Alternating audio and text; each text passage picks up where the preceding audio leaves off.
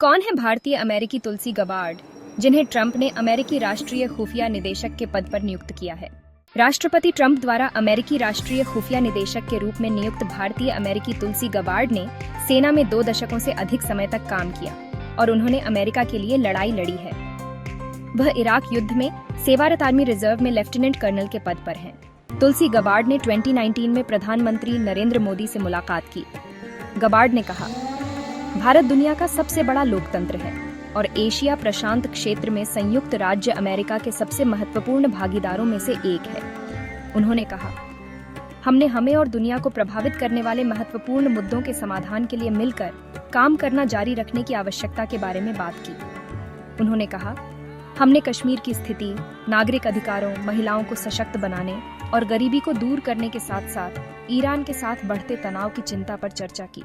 तुलसी Gabbard प्रगतिशील कारणों की समर्थक रही हैं और उन्होंने 2016 के डेमोक्रेटिक राष्ट्रपति पद के नामांकन के लिए बर्नी सैंडर्स का भी समर्थन किया था। 2020 में गबार्ड खुद राष्ट्रपति पद के लिए दौड़ी, लेकिन ज्यादा लोकप्रियता हासिल नहीं कर पाईं।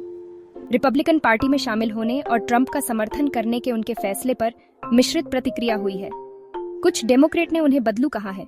गबार्ड की पृष्ठभूमि और विवाद। गबार्ड पहली बार 2004 में कांग्रेस के लिए चुनी गई और भगवद गीता पर पद की शपथ लेकर अमेरिकी विधायिका के पहले हिंदू सदस्य के रूप में इतिहास रचा।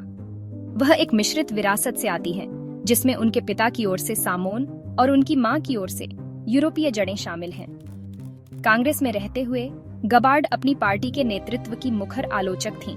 उन्होंने पार्टी पर राष्ट्रपति पद के प्राइमरी चुनावों में हिलेरी क्लिंटन को गलत तरीके से फायदा पहुंचाने का आरोप लगाने के बाद 2016 में डेमोक्रेटिक नेशनल कमेटी के उपाध्यक्ष के रूप में अपने पद से इस्तीफा दे दिया था। अपनी विवादास्पद राजनीतिक यात्रा के बावजूद गबार्ड ने रिपब्लिकन से समर्थन अर्जित किया है और उनका नामांकन सीनेट में आसानी से पारित होने की उम्मीद है। हालांकि उनकी हिंदू आस्था कुछ आलोचकों के लिए विवाद का विषय रही है। द इंटरसेप्ट और द कारवां जैसे अमेरिकी और भारतीय दोनों मीडिया आउटलेट्स ने हिंदू राष्ट्रवादी समूहों के साथ उनके संबंधों के बारे में चिंता जताई है।